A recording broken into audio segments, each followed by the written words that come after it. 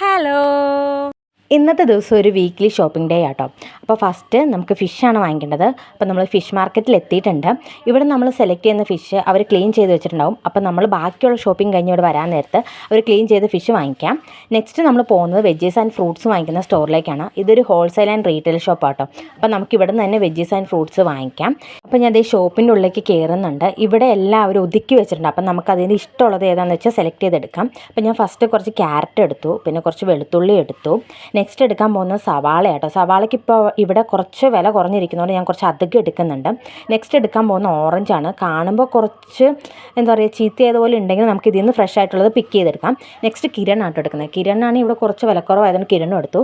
Next പയറെടുത്തു, കൂടാതെ ഇപ്പോൾ പാവയ്ക്ക എടുത്തു. അപ്പോൾ ഇതെല്ലാം എടുത്തിട്ട് ഞാൻ ബില്ല് ചെയ്യാൻ കൊടുക്കുന്നുണ്ട്. അച്ഛൻ ബില്ല് ചെയ്യുന്നുണ്ട്. അതിനുശേഷം ആ ചേട്ടൻ എല്ലാം പാക്ക് ചെയ്ത് തന്നു. നമ്മൾ ആ വെജിറ്റബിൾസ് ആൻഡ് ഫ്രൂട്ട്സ് വാങ്ങിച്ചു, ബില്ല് വാങ്ങിച്ചിട്ട് നമ്മൾ പോവാണ്. കൂടാതെ ഞാനൊരു ബോക്സ് എഗ്ഗും കൂടെ പറഞ്ഞിട്ടുണ്ടായിരുന്നു കേട്ടോ. ഇതെല്ലാം കഴിഞ്ഞപ്പോൾ എനിക്കൊരു നോട്ട്ബുക്ക് വാങ്ങണമെന്ന് ഓർത്തു. അപ്പം ഞാൻ നോട്ട്ബുക്ക് വാങ്ങിക്കാൻ വേണ്ടി സ്റ്റോറിൽ കയറിയേക്കുവാണ്. അവിടെ നിന്ന് നോട്ട്ബുക്ക് വാങ്ങിച്ച് പേ ചെയ്തിട്ട് നമ്മൾ ഫിഷ് മാർക്കറ്റിലേക്ക് തന്നെ തിരിച്ചു വന്നു. ഒരു ഫിഷ് എടുക്കുന്നുണ്ട്. അപ്പോൾ ഫിഷ് വാങ്ങിച്ച് നേരെ വീട്ടിലേക്ക് പോവാണ്. അപ്പോൾ ഇത്രേ ഉള്ളൂ എൻ്റെ വീക്ക്ലി ഷോപ്പിംഗ് ഡേ. അപ്പോൾ ശരി.